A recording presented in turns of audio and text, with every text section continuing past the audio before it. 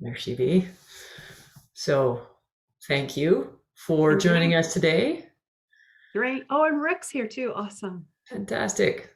So welcome everyone and thank you for joining. My name's Kathy Anderson and my colleague here is Helen Morley, for those of you that may not know us. We've worked closely together now for a number of years. Hey, Helen. Yeah, number. um, oh my goodness. It's always interesting when we try to do the math on this. But anyway, so currently we both have independent practices. I've been focused on values-based leadership work and coaching. And Helen's been playing in an activating wisdom space, which is very cool and something that you should really dig into with her and Connie. We've both come from many years in leadership development. I think I'm working on 20 or so, and Helen has over 30, and we think maybe might be doubling my 20 years into the leadership development space. So we've got some gray hair that we're ready to share, right? I think I can claim that. I'm not sure that's Well, I can too. I color it so that, you know. okay. So we've worked in the team space and we've worked in the leadership space extensively. And as a result, we've come to realize that we really think the team leadership space, bringing those two elements together and really focusing on how leaders lead teams might just be our sweet spot and our way to make a contribution that we're really excited about. So thank you again for joining us today. We'd love to take you through our plan for our conversation today. So hopefully everyone can see the slides as I progress them here. If you are having any challenges or anything like that, please just raise a hand or jump on mic and just let us know, and we would happily try to sort things out. So today, the overview of our conversation, we really want to explore the reality of today's reality for teams and take a look at that. We want to play in the space of what's inspiring us and giving us hope. So we want to explore some opportunities we see to improve the workplace and the experience of employees and team leaders. We want to talk about the future we see for teams and challenge the way that things maybe have been for the workplace and the workplace experience and try to help leaders and teams do better. And we anticipate that whole sort of agenda taking about an hour's time. We've booked 90 minutes with you today. So the last half hour, we'll stay on with anyone interested to answer questions, possibly demo some things if you're interested in that. But when we get to that point, you're welcome to decide what's right for you. And we, like I said, we'll love your participation at various points. For the moment, though, if you could just share with us in the chat where you're calling in from, and well, let's see, Helen, what check-in do we want? The weather today, not the weather outside, maybe the weather inside. Yeah, general state of your General state, the climate that you're experiencing in your self today. What's the climate and where you're calling us from or joining us from? So if you could type that in the chat, that would be fantastic.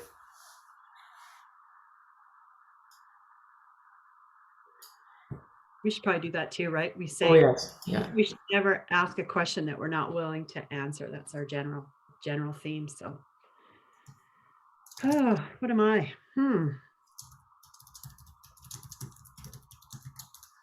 All right, there. Very positive. Thank you, Bob. Curious Connie, I love it. I'm excited. Optimistic. Thanks, Leanne. Right on. Ooh, Central Florida, super jealous because your external climate is much better than our external climate here. Calm yet excited to learn about new tools and offerings. Fantastic. Columbus, Ohio. Yeah, Dwayne. Fantastic. Much more sunny inside than out. Right on, Peter. Thank you. Oh, Bob, you're a winter person. That's great. And thank you, Lori. It's nice to be in a space of balance. I agree. Especially when you're coming off a day of not feeling that way. It's always lovely. Okay, well, thank you very much, everyone, for checking in and sharing the climate for you right now. With that, Helen, I'm going I'm going to take it from here. Yeah. Yeah, I said curious because I'm really curious about how this goes. You know, we've taken some time to plan this conversation. Feels like we're in a little bit of a mini launch here. We've been a few months in contemplating how we're going to kind of reveal or release kind of what we're up to. And so this is our first foray into that. And you may know that we have this workshop, we're calling it today, and we have one set for next week too. So that's our lead up to what we're wanting to share with you. We want to take you on a little bit of explore first before we kind of get into this exploring about the future teams, of just really acknowledging kind of where we are at this point in time. And I'm going to show you a picture, and I'd love for you just to, it went too far. You got it? We practiced and practiced and practiced. We did practice it, I promise you. There's the picture. Nope. Oh, It's gone one past. Your eager fingers. am I doing it or are you doing it? I'm not touching it. You got Okay. it? No. Do you want me to do it? It's elusive. It's like a flash. Okay, I'll get us to the one, and then hopefully you can. See that picture that flashed by for 5 seconds? That's actually what I wanted you to respond to. This.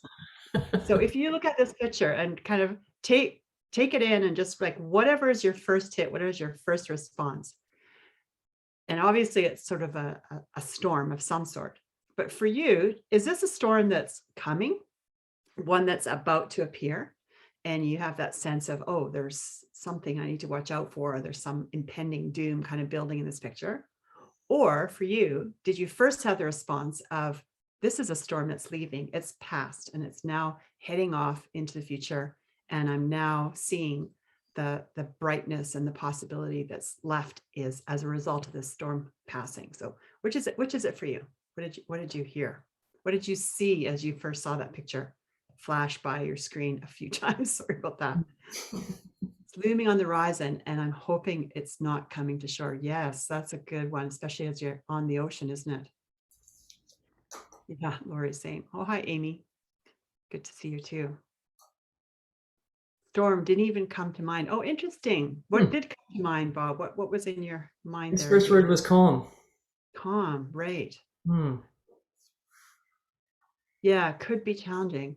That's interesting, isn't it? So, for me, as I took in this picture, I did see it as the storm kind of leaving. And this is a very similar beachfront that I usually, not in COVID times, spend some time in Australia on. And these storms come through really quickly in the tropics in Australia, and they're very fast and furious. But as they leave, there's a renewal that happens and a freshness that comes. And so that's kind of what I saw as I saw this picture. But your first response might be a little bit to do with kind of where you're currently at in this storm, if we call it that we're in the middle of right now. So I'm going to try, just click this screen once and go to the next slide. Success. Because really the storm, if we call it, that we're in has been pretty significant. I think the last 2 years has really illuminated and sort of highlighted some of the things that we've probably have been in development for some time. And it's really just in these last 2 years that they've actually become very much more heightened in our awareness as to what is the state of what's going on. Because, like, spoiler alert, guys, don't you believe that this normal that we're looking for has been sort of sought for the last couple of years is not coming back? It's left the building. The door is shut on it. And especially, I think, if we start to think about this concept of the future of work, and especially the concept of the future of teams, when we contemplate what lies ahead or what might be the future of how teams will exist going forward, it's pretty hard to predict, isn't it? Because there's so many different variables at play here. Will people come back to work? Will they leave as they are right now? And underneath that, yes, people are not wanting to come back into the workplace. But what's behind that? I think that's the question that we're wanting to ask a little bit deeper. Is it just because they don't want to come back into work and interact with other people in a sort of challenging time, or they feel for their immediate health? Or is there some deeper meaning behind that? And as we've sort of looked at this a little bit more, there are some deeper meanings behind it. And a storm occurs as a result of two pressures of air coming together and creating a storm. But those air pressures, those fronts, as you call it, were building a long time before. They were actually in development well before the COVID became the issue that we're actually dealing with. So I think we have to look a little bit harder and beyond what we're experiencing right now and not just make it about these 2 years and the COVID experience that we've had, but really think about, well, what was growing before? When did the storm start to get created? When did the pressure that is built up, when, those pressure points, those pressure fronts that were being created, where did they come from? What caused them? And what can we do about those? That gives us a chance to probably have something to do about taking control of the place that feels very uncontrollable right now, which is the workplace and the way that people are interacting with it. Any thoughts about that? And we want to speak to that as you hear kind of that concept. Maybe you can, maybe want to raise their hand. Oh yeah, Lori put her thumbs up. Yeah, so she's in agreement with that. You want to speak to that at all, Lori? Oh.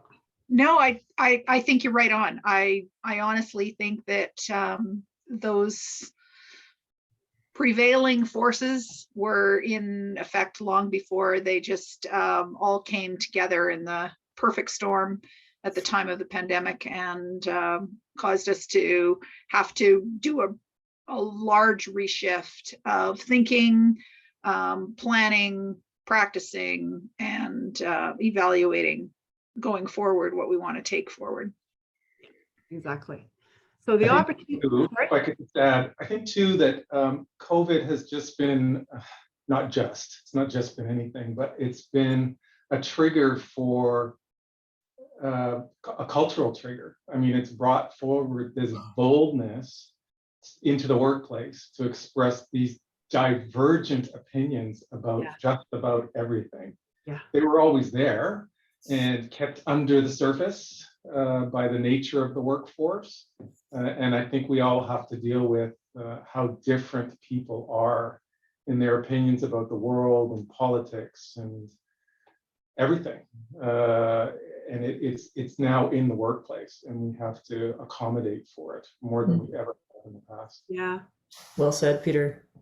And it's interesting, because as much as we should, or, kind of think like, well, there was more time available to us, it feels like there was no time available. I don't know if you've had that experience, but it has definitely been my experience.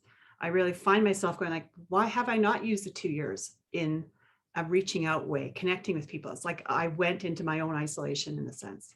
And, I asked this question the other day of someone. It's like, could you say that the person that you report to, your team leader, could answer this? Would it be a yes or no question? If I ask them that, do you feel like they fully understand what you've gone through in the last 2 years, and that they fully understand where you are currently at right now in terms of your perspective on your feelings towards work right now, your current situation? Would they say yes? Could you say yes or no to that? And most people are saying no, because I'm not sharing it, and it's not a conversation that's being had. We've sort of gone through this in a very lonely, isolated, private way. And for us to move forward, I think that's where we have an opportunity, if we put it that way, to really start to connect with people at that very personal human level. And unfortunately, in many places in the workplace, teams in particular, we get on so well with doing the work rather than actually relating to the individuals that are part of that team. We've kind of lost somewhere along the way this concept of these human beings being together, and relating to each other, and really appreciating, understanding the process that we're all going through as we go through that. So that's kind of the place where we've spent some time contemplating and thinking about it and saying, well, how do we help that place? How do we contribute into that place to possibly help team leaders? Because we really believe that team leaders are in fact the critical sort of linchpin or key to really make a difference. And yet organizations, I did a survey a little bit early this year, are organizations actually supporting and giving to their team leaders the resource and the support that they can actually carry out the job that those organizations need them to do to make the difference in the experience that the employees will have? That's the question. And I think there's room there. There's space there for more, and for us to do that better. So I'll keep going here. Getting off track here, Kathy. Got me rolling. Got me rolling. So yeah, this storm, we've definitely been in a storm. Let's admit it. And I guess that's the point of it. It's let's talk about it. Let's really share what our experience has been. Let's Let's have the conversation with each other around what it is that we've gone through, acknowledge and appreciate that, and all that comes with that. Not expect ourselves to leave our hearts at the door, but to actually come fully in and have that conversation so that we can, from this place, collectively then move forward with the knowledge of all that we've encountered and all that we've experienced. So did this storm start in March of 2020? Actually, no. The storm, the pressure of what is now being experienced as a storm actually started well before it. And, we'd have to go pretty far back in history, I think, to really appreciate the beginning or the initiating aspects of those pressure fronts that we're creating, that we're building, that now have collided and actually created the storm that we're in.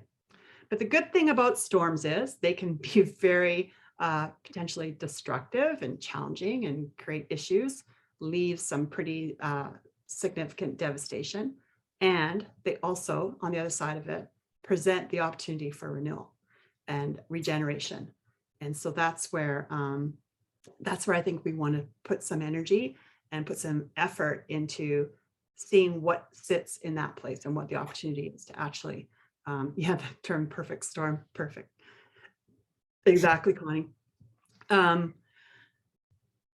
Yeah, sorry, I'm kind of reading the notes at the same time. So this storm, it too shall pass, I guess. That's one thing, when you've lived life as long as I have, you have a sense that whatever you encounter, that it too will pass. It may take a while, but we will get our way through it. And I just lost my screen. Anyways, so who's seen this quote before? Life is either a daring adventure or nothing. It's actually from Helen Keller. And interestingly, it's like that aspect of the quote you may have heard before. And yet when you read where the context of which that quote came from, the bigger context is actually the part on the left-hand side. It says, security is mostly a superstition. It does not exist in nature, nor do the children of men as a whole experience it. Avoiding danger is no safer in the long run than outright exposure. And then she goes on to say, life is either a daring adventure or nothing. And I think when you take that whole quote in its entirety, it has a pretty, to me, it speaks very significantly of the invitation, I guess, that it gives for us to lean in, if you put it that way, to stand up in it and to sort of step forward into life as a daring adventure or nothing. Because otherwise what we have is we're kind of standing still and waiting for whatever storm is going to come to hit us. And then we're probably not prepared for it, either personally or in the workplace would be context for that. I had a personal experience I was going to share with you of this very experience. And I had to go back in time and remember, I was really fortunate to go on a very beautiful expedition to Antarctica. And I thought it was 3 years ago, but actually it was 7 years ago. So that's the sense of how time is compressed these days. Whereas you have that lived experience of like, is that 5 years ago? Oh no, that's a long time ago.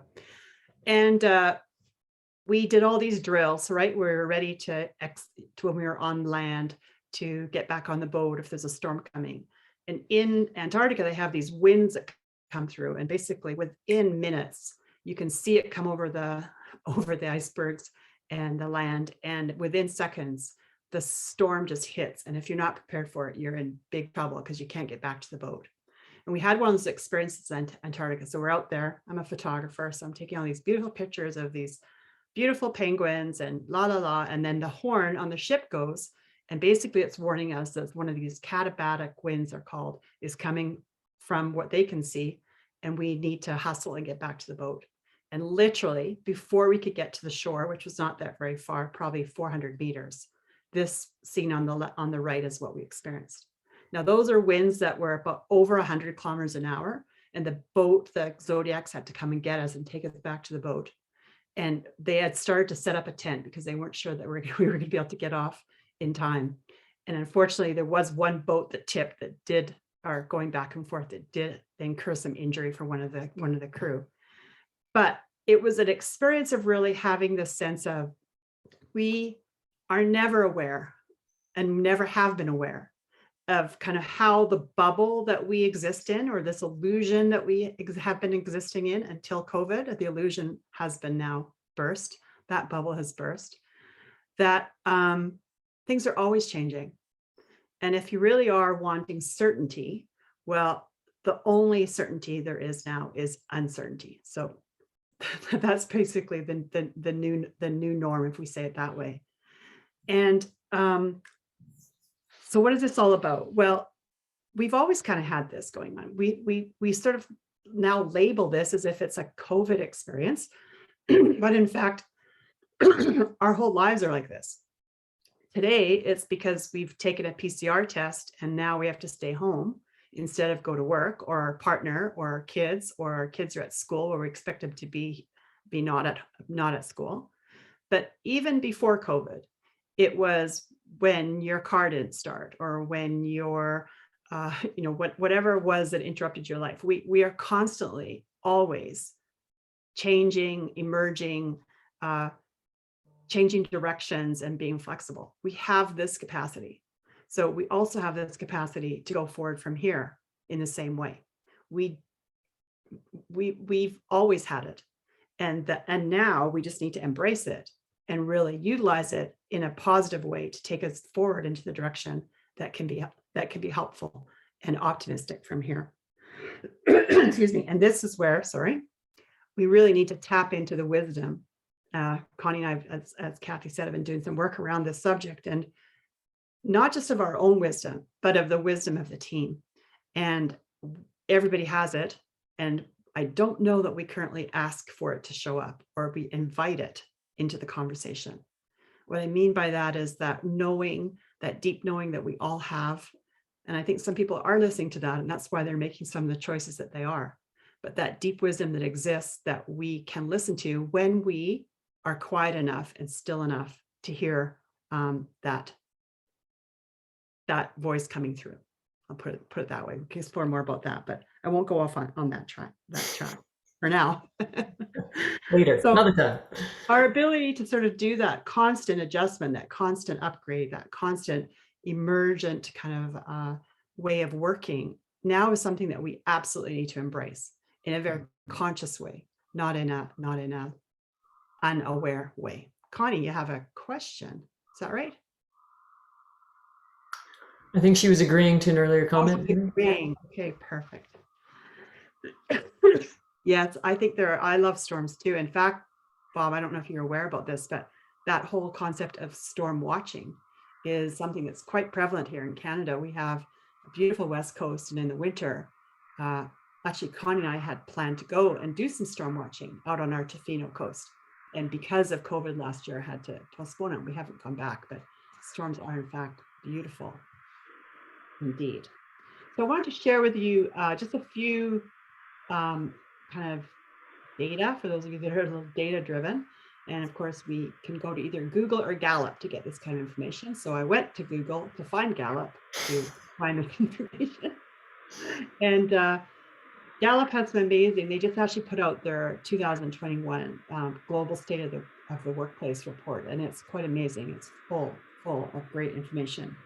And what CEO of Gallup said that he's found that roughly 7 in 10 employees are struggling or suffering. But just take that in for a second. 7 out of 10. That means that only 3 are claiming that they're not struggling or suffering.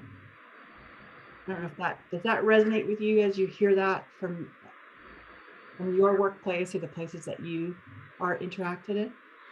Oh, someone is. Right, that's me. I'll jump on mute. Yeah, Kathy has a furnace that makes a lot of noise. There you go. So that's amazing, isn't it? Just to take that number in, that 7 out of 10 people are. And Connie, now you have your hand raised. Is that from last time or this time? No. Okay. So that means they're not thriving. They're not engaged or actively engaged at work. And so then we say, well, if we have less people at work, and then that number of them are actually not engaged, what are we actually working with? What's available to us? What are the resources that we're actually tapping into? And they tend to be limited. Engagement is at an overall dismally low number, 20% globally. You see this chart here. The green line is the global number. The US, we can also get Canadian or other data as well. And what they call best practice organizations. So those organizations that do attend to and do spend time consciously attending to their engagement. And what he's saying, not only engagement, but a thriving well-being. So this concept of a new measure of organizational success is not only employee engagement, but also thriving well-being. What that means is that we do have to be relating to our team members and our colleagues at a human level, because we don't get engagement without dealing with the whole person, the whole individual. And that includes, as we now know even more clearly through COVID, it includes their whole life, not just their work life, because that is what we're engaged with. Yeah, Kathy. Great comment from Peter that especially frightening when you consider that one of the disengaged may be the team leader, right? Absolutely. Actually, that's a good point. So again, I told you a little bit about a survey that I did probably in October of last year. And one of the questions that asked was, are you losing energy to lead? And in fact, it was pretty high number. About 60 to 70% of people said, yeah, I don't have the energy to lead anymore. And why? Some of the reasons is because I can't do it. It's like, first of all, I don't know how. That would be one thing. I don't know what to do. I don't know how. And second is I'm not given the time to actually do the team leading. I have a title of a team leader, but the time I have is consumed by the tasks that I need to do. Like I have a doing job as well, a results-oriented job. And that takes priority because that's what I'm measured on. So there's something not quite configured right in the way that we have organizationally positioned, supported, and valued this role of team leader, because we're not actually supporting it to get the job done that needs to be done, especially in light of some of the material here that we're talking about and the needs and the needs that really exist there to retain and to keep the employees that would want to come back to the workplace. We got some work to do in that space. So this means that a large majority of employees in the world are either watching the clock or actively opposing their employer rather than actually helping you move forward. That's pretty staggering when you sort of take that in and just really hold that. And so where and how can we move forward from here? This is where Kathy and I have been doing lots of thinking and really investing in and positioning and resourcing and supporting the team leader and valuing that position for what it is and for the impact that it can really have in the workplace, and inviting organizations to consider how they might reconfigure or rethink the support that they're actually giving to team leaders at this time is what we've been contemplating. So any questions or I'm just looking here. Yeah, a lot of these are good face-to-face. Oh, interesting. Yeah, Bob, that's a good point. And I think there's also the opposite. It's like some people now are able to connect screen to screen where it was face-to-face that there was more challenge. And I don't know what that is, but it's probably to just do with their nature. Personal issues on the workplace, work-life engagement. Absolutely, Lori. It's like we can't now separate those, even though we've probably operated somewhat in that perspective. Lori, did you have your hand raised there? Yeah, I did, because I think that one of the things that I've been contemplating a lot, and it's been coming up in different LinkedIn posts that's been out with folks, is this idea of really looking at leadership, whether it's at a team level, whether it's at a senior level, whatever leadership it is. But it's almost asking us to really start to think about what are we really doing as leaders? Because leaders that I keep talking with, their number one struggle is always about having time to be with their people. And what have we done? I mean, we've inundated them with meetings to the point where they're so encased in meetings that they have no time to be out with their people. They have no time for reflection.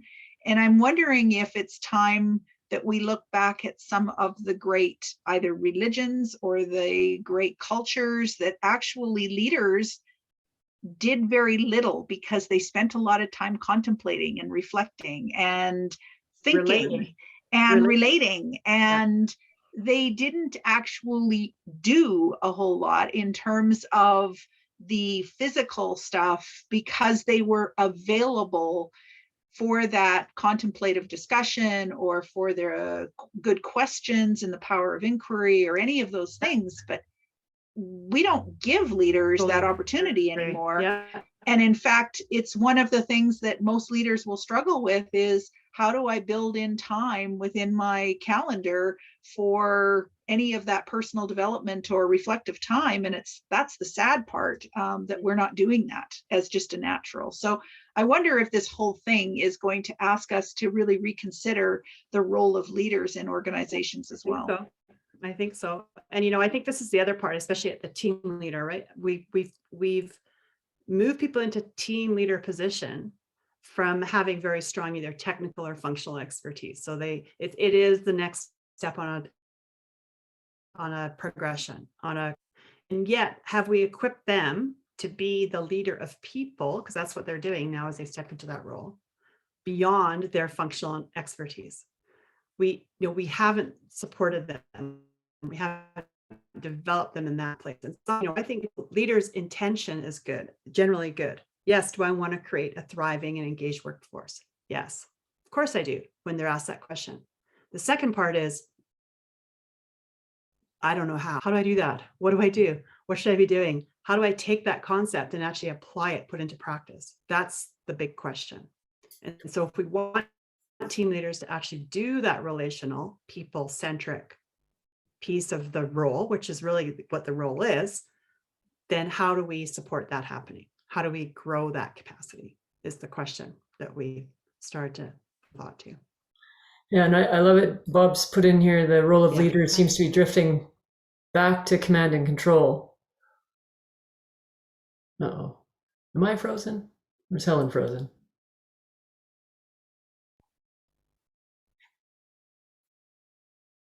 You were going in and out there, Kathy. So Dang it. I knew it. is she back? I think I'm back. No, she's not back. I'm back. So yeah, you're back now. Yeah.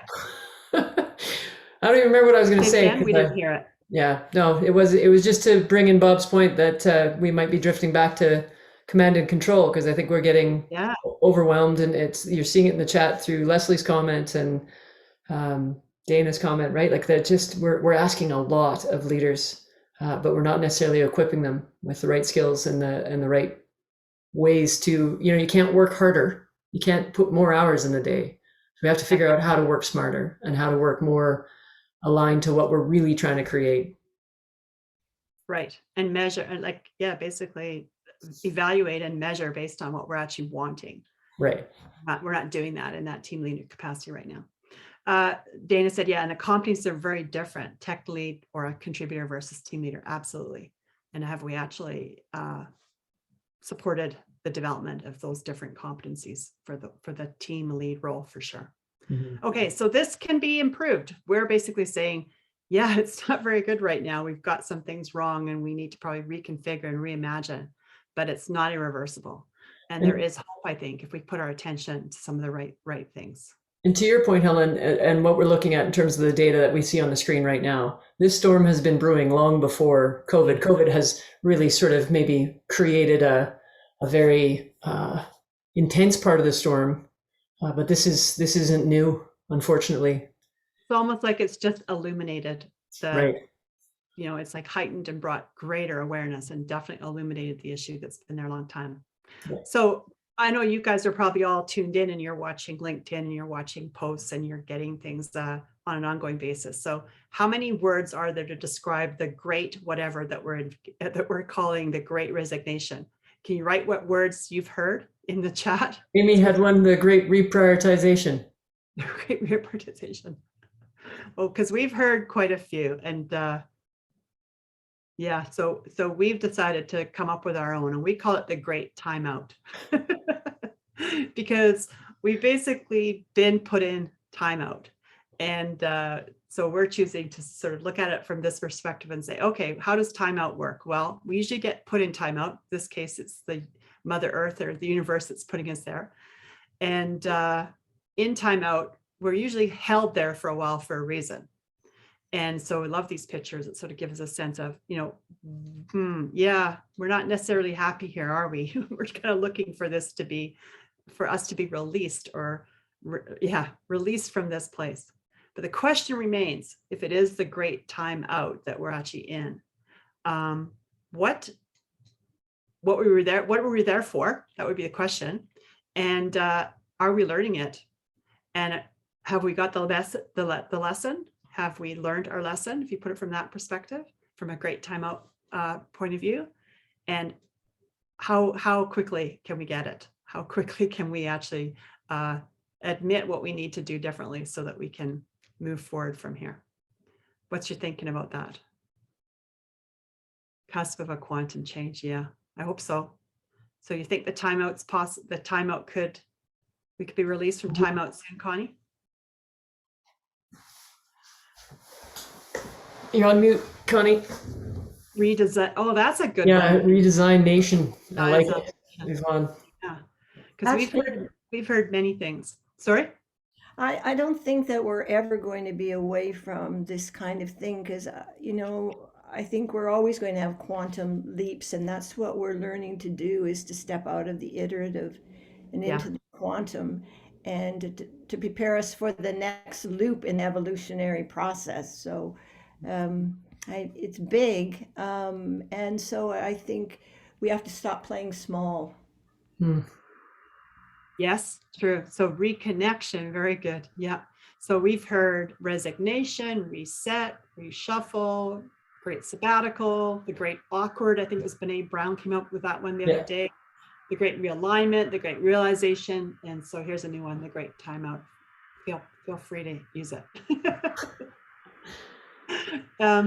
But these are all referring to really just putting a label on this experience that we're having and sort of being able to identify with it and what we're actually associating with it. And a storm, as we've said, is, it could be perceived as a challenge, or it could be perceived as a great thing. It depends on your perspective with it. But in every challenge, if you see it that way, there does exist or coexist an opportunity. So what is the opportunity that this timeout is really affording us and bringing to us is what we want to explore a little bit more.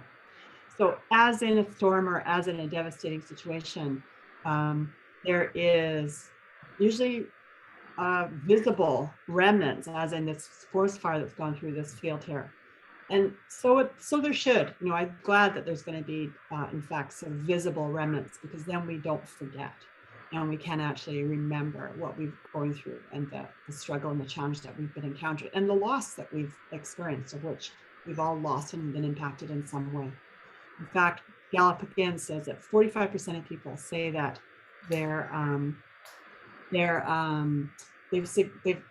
they've been impacted what they call a lot by the COVID experience. So 45% of people, that's pretty significant. Probably I would have thought of even higher. So we can't necessarily control what's coming in the future, but we can build toward the future with what we want to experience tomorrow. That's kind of our perspective going forward. So what does that look like? Well, if we look towards the future and the road that lies ahead, what can we begin to imagine as we sort of can emerge from this great timeout, as we're referring to it? And I get that part there. Yes, the consequence of bad behavior. And in fact, there's probably some truth to that, I would say, Lori. What if we create, and so just take this in for a minute, because then we're going to ask your opinion on some of these thoughts on what is possible. So what is possible for employees to experience in workplaces tomorrow if we were doing something different than we're doing now?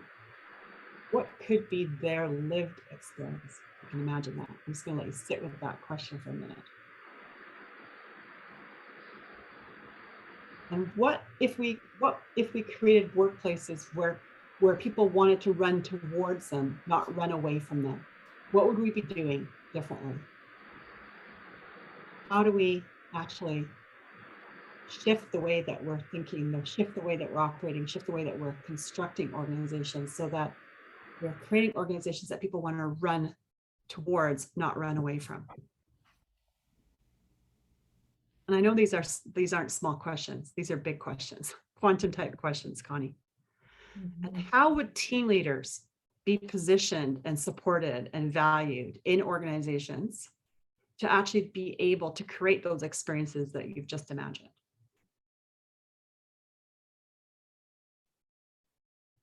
Yeah.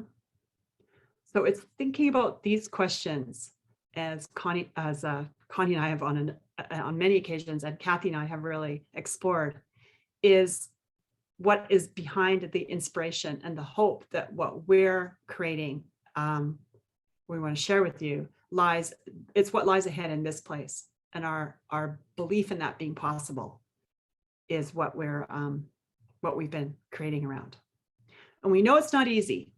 We know it's not an overnight thing, but it's not been an overnight thing to get us here either. So what we believe is that by taking some small steps, little tweaks, little pivots in the way that we're operating, over time will take us in the direction that we're imagining. So the future, so I'm going to turn over to Kathy, is truly in our hands. That's what we're believing in. And I don't know if you've watched this movie. It's called Just Mercy. And Brian Stevenson is actually the lawyer for the Equal Justice Institute. And it's a movie about his work.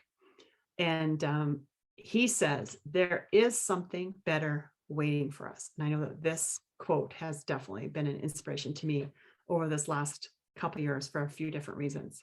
But there is something better waiting for us. And we have the capacity to create it. That's what we believe.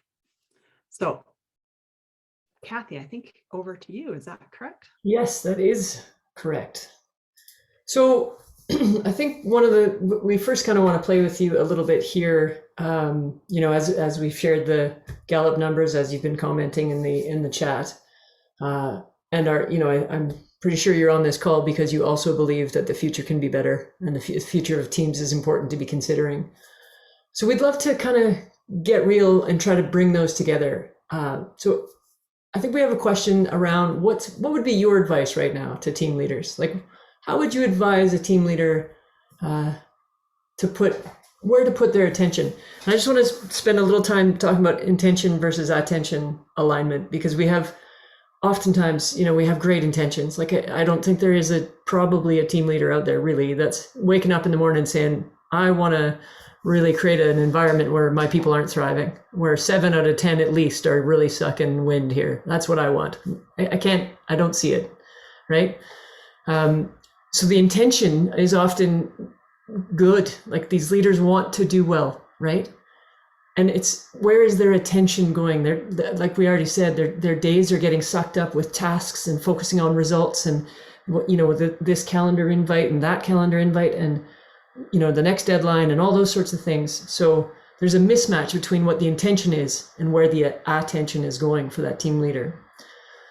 So I'm curious if we could crowdsource some advice for team leaders today. What would be your best, or right now current thinking best advice for a team leader that you throw out there? Anybody wants to turn a mic on, that would be fine. Oh yeah, too. Welcome to hear some other voices. That would be great.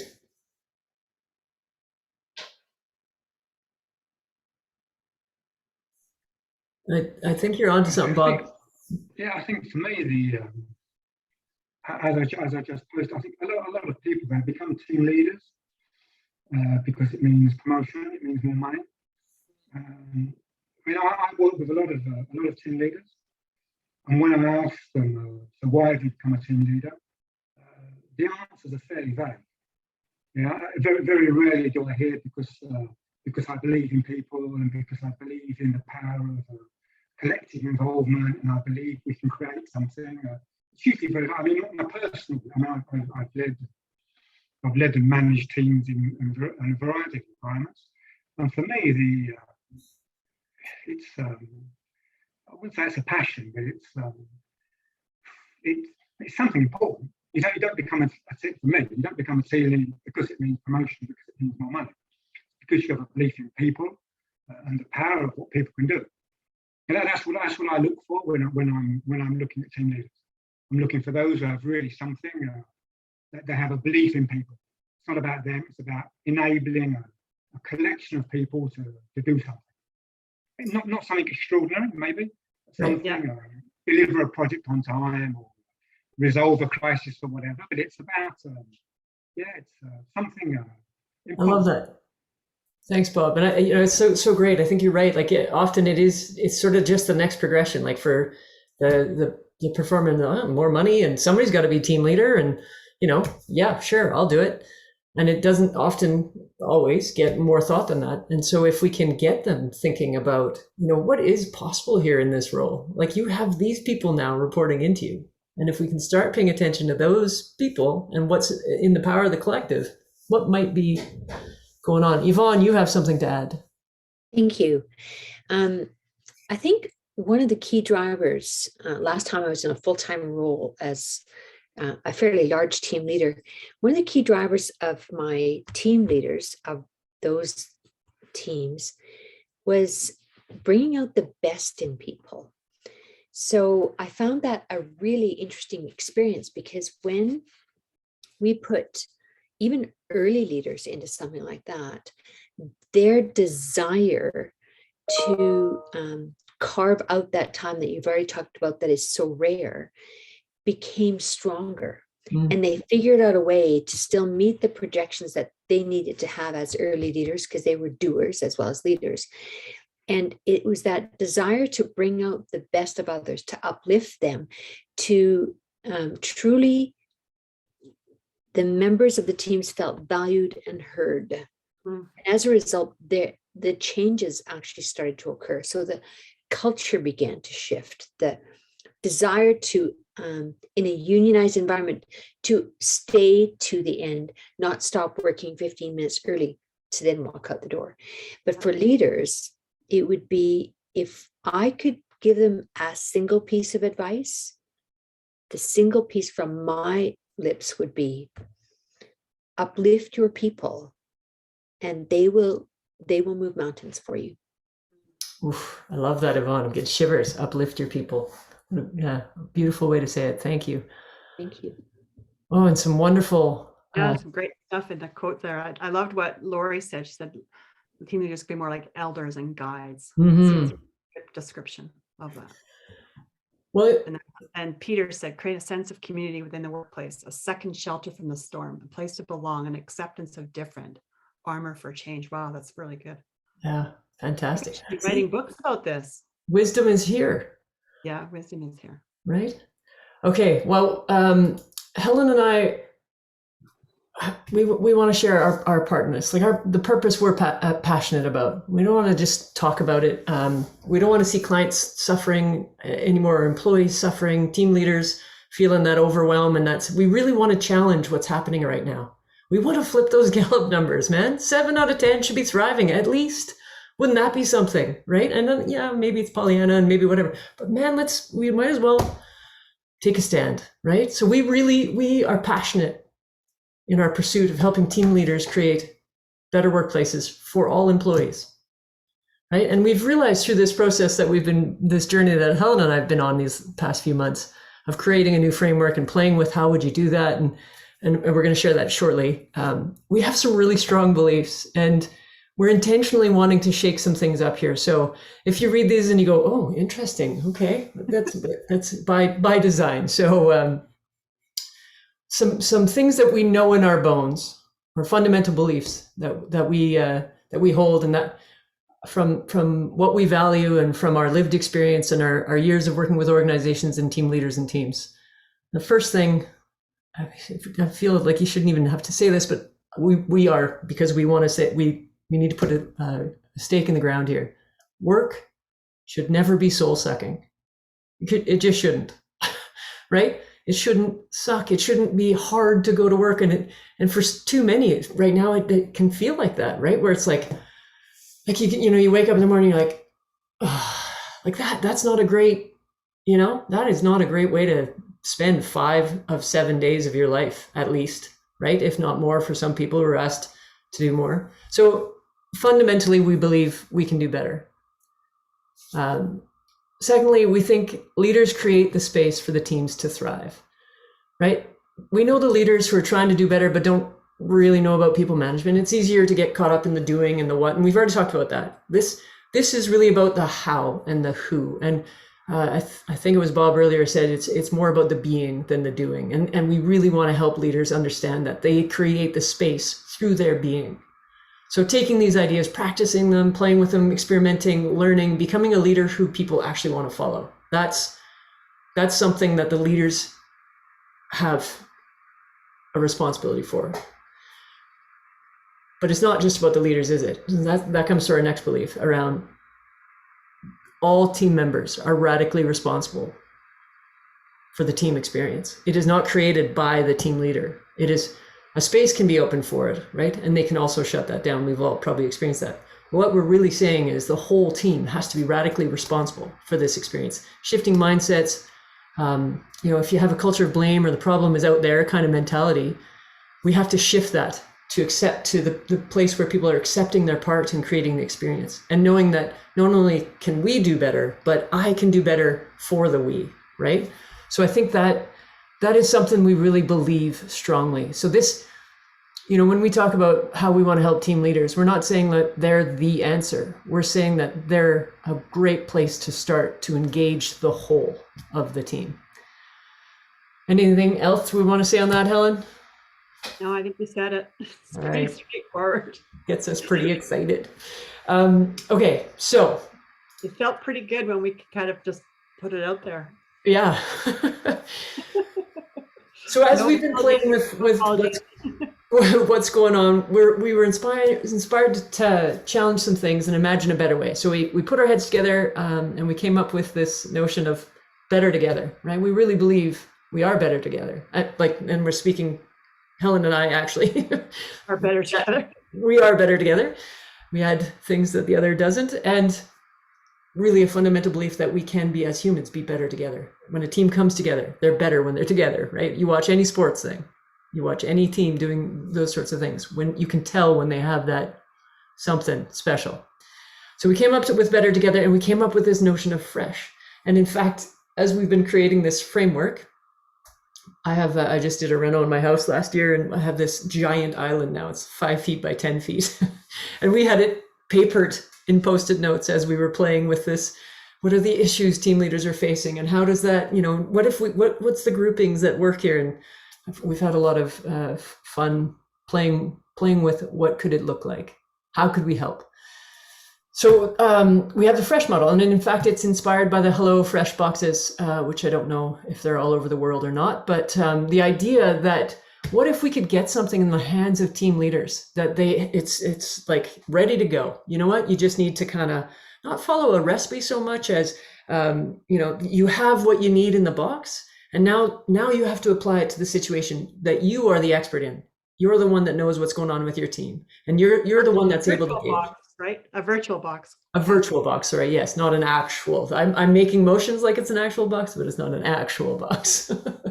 All right. Let's share the F.R.E.S.H framework so you can play with that a little bit. So we want to dig a little deeper here, and this is the framework. We're going to play with you at the essentials level. We've got another layer into that. But this is a description of what we want to help teams through the direct intervention, facilitation, and coaching of the team leader. We want to help the teams shift toward in each essential. So the first one is futurize. So we want to help team leaders futurize their team by being ready for what's emerging next, with eyes on the horizon to what could be coming, having a shared purpose and values, and actively accessing collective wisdom to fuel all actions. So that's kind of the futurize essential that we've got. Ready for R? Excited? So in the R is realize. What we really want to help team leaders with is realize where their team is now, right? The build collective awareness of the current capabilities and challenges on the team, right? Who is there? Enhance the readiness, resourcefulness, and resilience to commit to each other and make progress over perfection, right? To move forward toward full potential, right? So that's really in the what's here now, and how do we help them really maximize that? I think that one, Kathy, sort of has two levels of realize. It's like realize where we are and realize our potential. It's sort of got two aspects to it. Yeah. Ready for E? Super excited. Okay. into E, energize. What we really, this might be my favorite. Really No. want to energize the team to be engaged, inspired, move forward collectively with courage, competence, connection. And each team member is radically responsible for their energy and their effort that they're putting out to creating that thriving team, right? So not just the energy and effort to the job they have to do, but recognizing that they have a job to do also in creating the energy and connection of the team. And they're ready to pivot and perform. They're agile. They're a team that can move. And that there's fun. There's joy That- in here. Yeah. Kathy, that really speaks to that whole thing about accepting that the only certainty is uncertainty. And Right. so is the team ready for whatever is coming at them to be able to move towards that direction. Exactly. Okay, only 2 more to go. Ready? S. Systemize. It might be my least favorite, but it is really important. I'm just kidding. It's not my least favorite. I have 5 favorites, if I'm honest.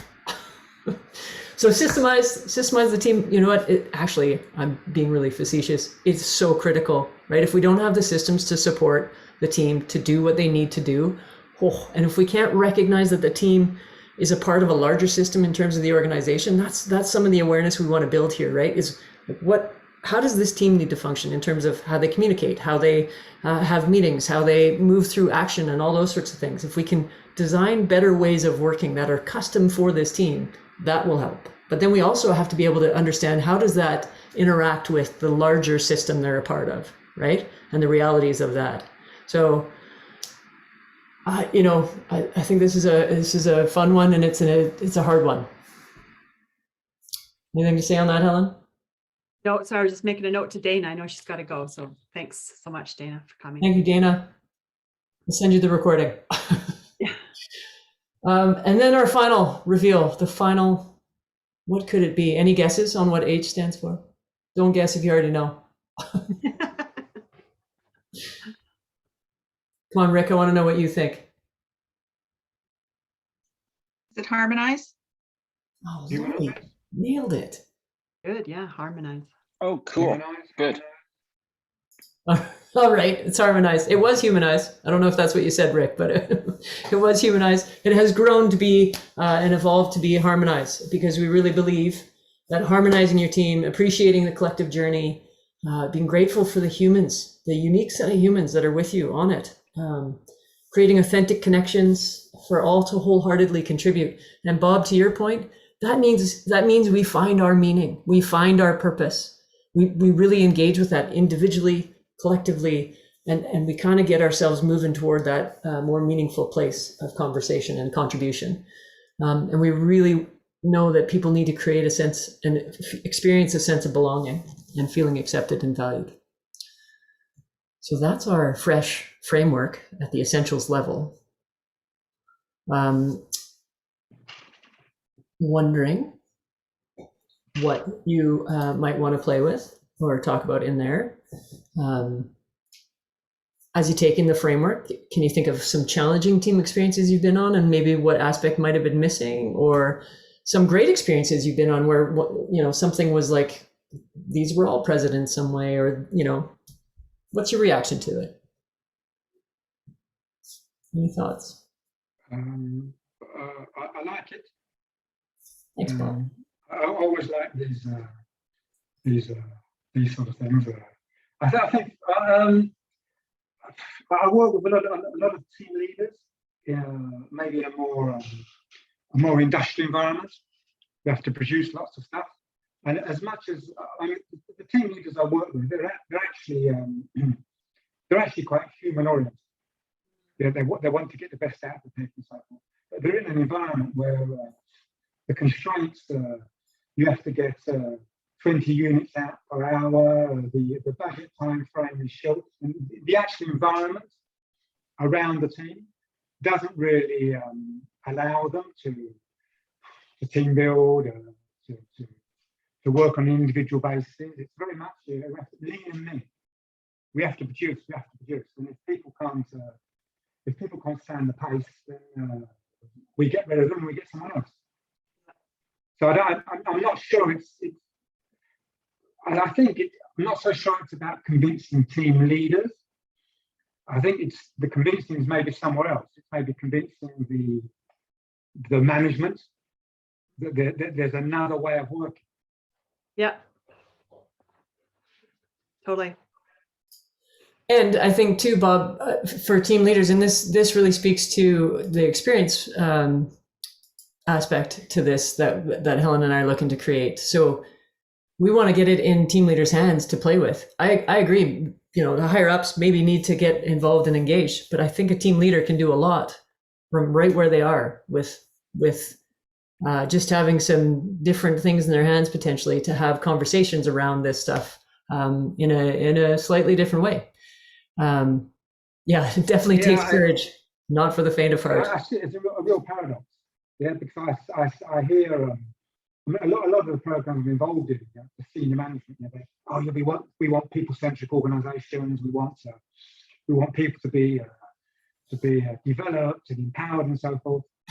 But then when you look at what they're being asked to do, you think, wow, there's a real paradox. It's just and the question comes down to, it's like, yes, that's the intention, and then the how becomes the obstacle, or the lack of the equation, right? So we are going to try to address that. So we'll just tell you a little bit about what we've got conceptualized anyways for that place.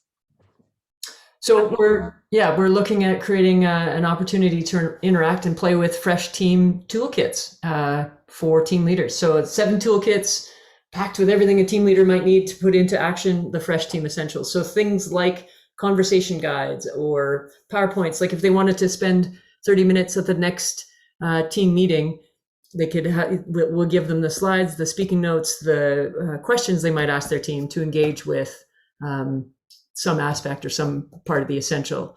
We want to support our team leaders with one-on-one group office hours, live launch events, some milestone tracking where they kind of custom to their team what their plan is, what their role it is, what their challenges are, and we offer feedback through a written form.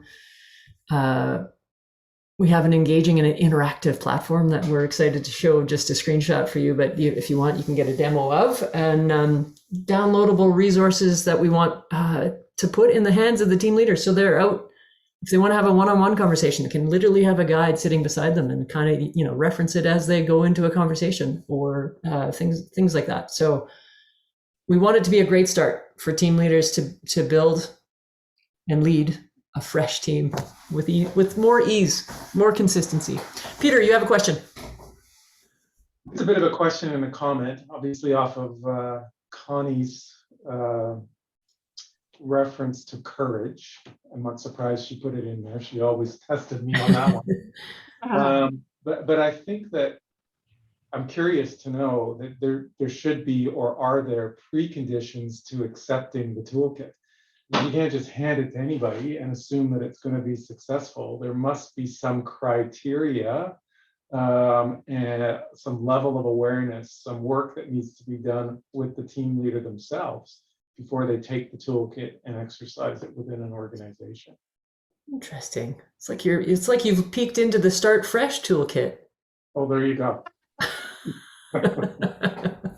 Yes, you're absolutely right. And we've talked about this. We've gone around this one a number of times, haven't we, Helen? Yeah. We have ideas beyond our F.R.E.S.H team toolkits, looking at something called Lead F.R.E.S.H, because we think that there is actually time and space needed in a much more in-depth kind of way to get that, start working on some of those elements, right? What kind of mindset are you having? What kind of conversational leader are you? What's your listening skills like, right? All those things that are vital for this to be a successful effort. And I think we really want it progress over perfection kind of mentality. We really want to help leaders just be a little bit better than they were yesterday, right? Just be a little bit better with a little bit more focused conversation on one of these aspects. And you start to create a more humane workplace, we believe, right? So that's sort of our thinking. And it could be as simple as it could be as simple as instead of not talking to someone, just have a conversation. And here's maybe how you would start that conversation. So giving them just a starting place to almost learn conversational skills could be a very early starting place. Yeah, So for me, that's really important. Yeah. The work I do in leadership development, I've my whole life, my last 35 years in leadership development. There's been long programs, modular, 2 days a month over 6 or 7 months with action. Yeah. And now I'm moving more towards the short, sharp interventions that give people something concrete that can go away and they can use it. Yes, yeah. Yeah. And then there's I'm a great believer in incremental changes. Right There on. are small incremental changes that will have a big impact. Yeah? Yeah. You don't need to go through 12 days of deep reflection and personality questionnaire. Yeah, I think Bob, what happens with that, Bob, is that people still walk away from those situations saying, how do I do that? How? What do I say? What conversation should I have? So we're going to give them some ideas, right? Yep. And we're going to support those leaders because they'll be in conversation with us in a group kind of coaching process to make the choices that are right for them at the stage they are in right now. Even if it is just go talk to one person and have this conversation with them. Start small. You don't have to change your whole way of being at this point in time. Just make an incremental, we're calling it iterate your way to awesome approach and make progress over perfection. Because I think that's what stops people from moving forward is it just feels too big, so big that they don't know where to start. And it's like, let's just start having some different level of conversation, some different interaction and start the ball going. Right. And I agree, Peter, there needs to be a bigger context in which that's held as well. But even just by talking to one person, for that one person, it could make a big difference in the way that they feel about their workplace. Does that make sense? Yeah. So Cool.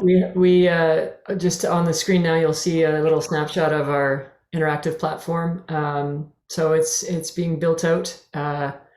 And it's really like bite-sized, meant to get you engaged. Each piece has downloadable things. We'll have this F.R.E.S.H team milestone tracker where, like I say, it's a place for them to capture, this is working, this isn't, I need help on this. We'll be checking that, through a Google Doc process. And just playing with creating a conversation around how am I showing up as a team leader? How am I creating conversations around these F.R.E.S.H essentials? And we really want to create that enough incentive to try something new. Just try it. So like we want to have, for example, our pandemic experience conversation guide, which you are all going to receive. We're going to send you an electronic copy of this, just so you have a sample of the kind of content we're creating and want to put in the hands of these team leaders. And you can see, it's got the case for conversation and an email template you could use to invite somebody to a one-on-one conversation and considerations for how you'll have that one-on-one conversation before it, during it, after it. And then literal questions you could use to spark the conversation around what's been your pandemic experience type of thing. So really helping take that small step and take it in a way that is sort of moving toward, Peter, your point about making sure they've kind of thought through, had some considerations about, you can't just be like, hey, so how was the pandemic for you? It might not go as well as you might want, or it might not kind of create the conversation space that we're hoping to really spark, but putting a little more thought and care behind it. Helen, anything to add here?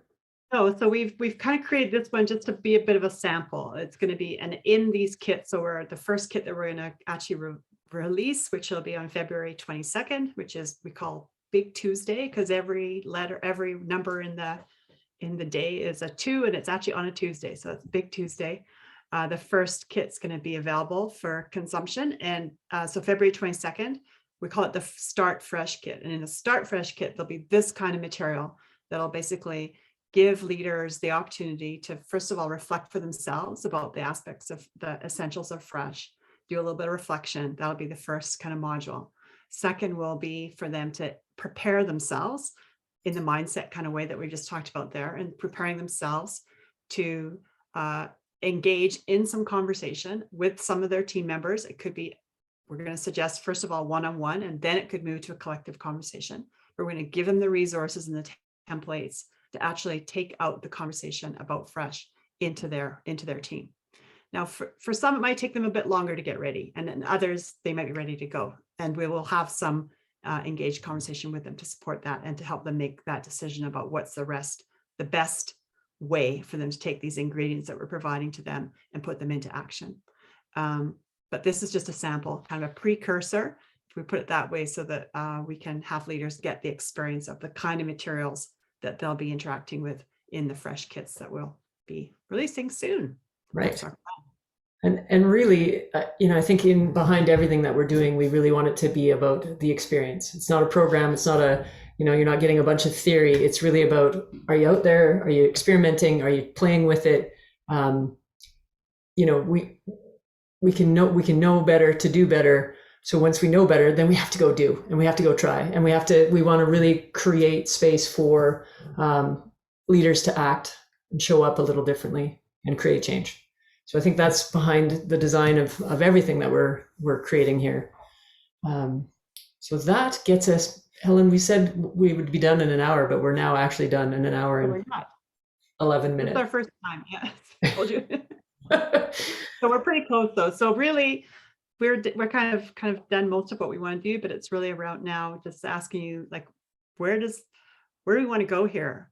Where can we go? And I guess part of it is us asking you the question, with what you've heard, with what you've listened to, and where you've sort of gone with your own thoughts. Is there an action or a direction that what you're now thinking about as a result of the conversation that you've had here with us today?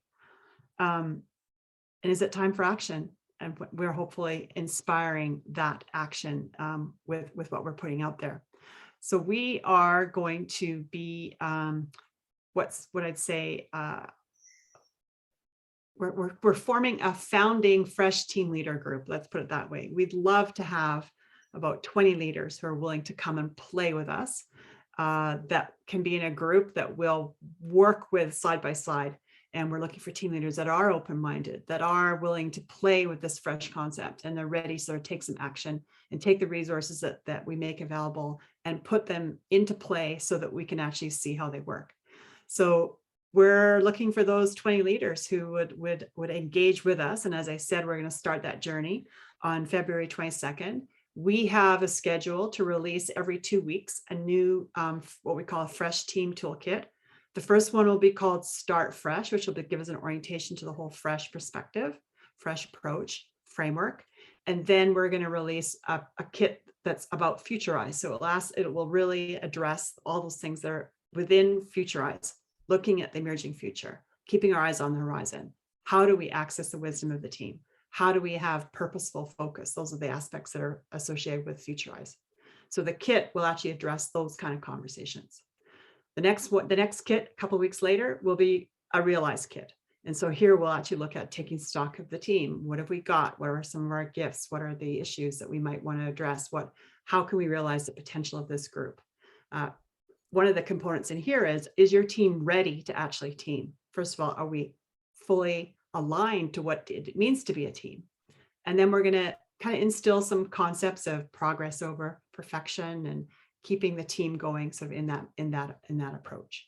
And we're just going to keep going that way. So we have Energize will come next, Systemize, Harmonize, and then where we have in design of what we call a Keep F.R.E.S.H kit. And this is really sustainability activities. So things that will keep the F.R.E.S.H conversation happening. And we're calling this our starter pack. So we have these 7 kits that we've got on our agenda to release and engage with some team leaders around. And we will support it, as we said, with some live interaction, some office hours. We're gonna be available to any team leader to come. We're gonna record all those, and so they'll be available on the replay on the platform, as well as they'll get all the downloadable files and PowerPoints and activity sheets and conversation guides that will be necessary or potentially needed to implement their conversations as they go forward. This will be available. This is our release schedule. But this whole material will be available for the whole year for the leader who signs up for this. They'll get access to the platform, and any iterations or any improvements in material that we create will be also available to them going forward. So that's our kind of request. Do you know anybody who could be interested in joining us in this? Do you want to participate yourself? Do you want to maybe share with somebody that you know that this is available, and see if we can get this group going? We're doing it. We're just looking for some people to play with here. Hello, I'll be honest with you. In the last 2 years, I've seen lots of stuff. Yeah, this beats everything I've seen. Oh, thank you. I think it's brilliant. I've not looked at the content yet, but the idea, and from what you're saying, it looks. I'm really very, very impressed. Oh, I mean, thank you. I'm a fairly pragmatic Brit. Well, thanks, This, Bob. this falls really nicely in terms of my pragmatism. I know I work with a fairly major worldwide manufacturer of aircraft, and they have lots of or quite a few what they call seminars in a box, Oh yeah. kind of standalone activities that team leaders or team managers can take away and they can do with their teams, building trust, developing communication, Yeah. understanding personalities. And this would fit in really. I don't know quite how to get it in there, but it's really. I'm really very impressed. Okay, great. Well, Bob, I'm very impressed. we can definitely follow up because I think we can explore some of those ideas, or you can contemplate that, and we can continue a conversation and see what's possible there for sure. That's great. Well, thank you. That's what we're looking for. Is like that's really helpful to get your honest feedback that way. Appreciate that significantly. Thank you. I think I have not looked at the content, but for me, it looks like benchmark material. Oh, good. Thank you. Cool. There's a question from Amy in the comment of loving the concept and approach. Thank you, Amy. And what type of time commitment are the team leaders signing up for? And I think at a minimum, it's sort of like a 2 to 3 hours every 2 weeks, right? And it could be more depending on how much they want to engage in terms of playing with what's there. Like I think, Amy, that the design, we're trying to design for the realities the team leaders are living in. So keeping it short and sweet and ready to action, I think is a key point. And so whether or not they watch the live launches or not, they don't have to. If they want to send a question in to the Q&A office hours, they can. They don't have to. If they could, like, our hope is that the kits are so standalone that if they wanted to, they could engage with that and the series of little videos and that, and the downloadable documents and run. That would be kind of awesome. But we also want to be sure that we're there to provide support for those who might also want that. So I think we're really trying to create a flexible approach. So we're guessing 2-3 hours, maybe every couple of weeks. And then the time you'd use to play with it, I guess, with your team. Yeah. And, Amy, I know you support organizations. So the opportunity there is for you to do that, continue to do that using the F.R.E.S.H concept there. So we can talk more about that. Again, I know we plan to have a follow-up conversation, so I'd love to do that with you.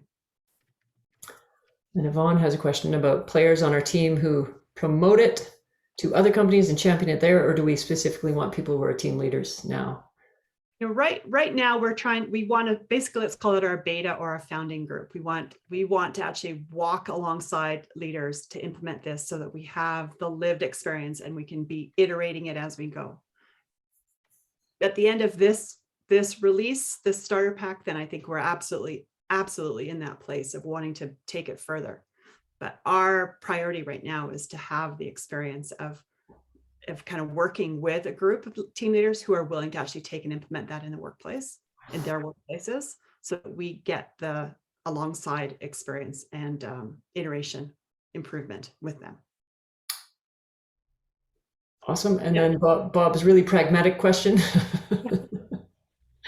Oh, and also Yvonne's. Yeah. Right now we put a price on it for the whole package, the 7 kits, the support that we give it, we've given it a price of $9.95. And we know that there's, from our sense that's a pretty good value for what's going to be, very good value for what's going to be there. We're also going to be alongside with those leaders every step of the way, where their success is $995. Yeah. US dollars? Yeah. Okay. Yeah, and they'll have access to that platform for the full year. So that our release schedule and their implementation schedule could be very different. They'll have access to us also through that time, right? So it's not a you need to be there from between March or February, Big Tuesday and May. It's you have access to it till next February. So that's kind of the Peter thinking. waved his hand again. Yes, Peter. I did. So I have a couple of things to say. One, I wouldn't be here if Connie hadn't asked me to be here, Yes. because I've placed my trust in her for many, many years, almost decades, right, Connie? Yes. And so I truly believe, and I think, Kathy, I was in a session with you in Calgary. You were running a Deeper Insights at one point. Oh, Yes. wow. I seem to remember you. And so I had such a great session with you. So I have a lot of faith in jumping in this with you. And at 9.95, I think you'd almost be silly not to be part of your beta group. What have we got to lose? But I do want to say this, because I do have to sign off. I have to applaud your bravery. For one, not going into a cave at the start of 2020 and sort of isolating yourselves from the world. Clearly, you guys did a lot of work over that period of time and used it to your advantage to come up with a solution that I think is timely and necessary for most organizations. So I'd be happy to participate. I'd love to participate. So Oh, wow. Fantastic, Peter. it'd be great. I really look forward to it. Wonderful. And on that note, I have to say, Connie will not be far away from you. Don't worry. I know. She's, He never you're just leaves me going to get us and Connie. And now. Connie, yeah. There's Yeah, the- okay. Thank you, Peter. yeah, thank you so much. Thank you. Perfect. All right. Okay, so if you do need to leave, thank you so much for being here. We are going to send you all some material, some links to a website that you can go take more information. If you do want to explore this a little bit more, and of course, we're also interested in if like an organization that you know could be interested in this. We're right now looking for leaders to kind of take us through this founding experience, but we're definitely looking in the future for organizations that might be wanting to embrace this in a more significant way. So I know many of you are in that place of possibly working with organizations, and this could be something that might be a fit for them. And it doesn't mean that you leave them. What we love for the experience is that you actually stay alongside as well with us, and that we're providing the content, but you're providing the support to those organizations that you might introduce us to. So that's absolutely our vision for how this might go forward. Okay. I'm going to stop the recording here. Yeah, stop.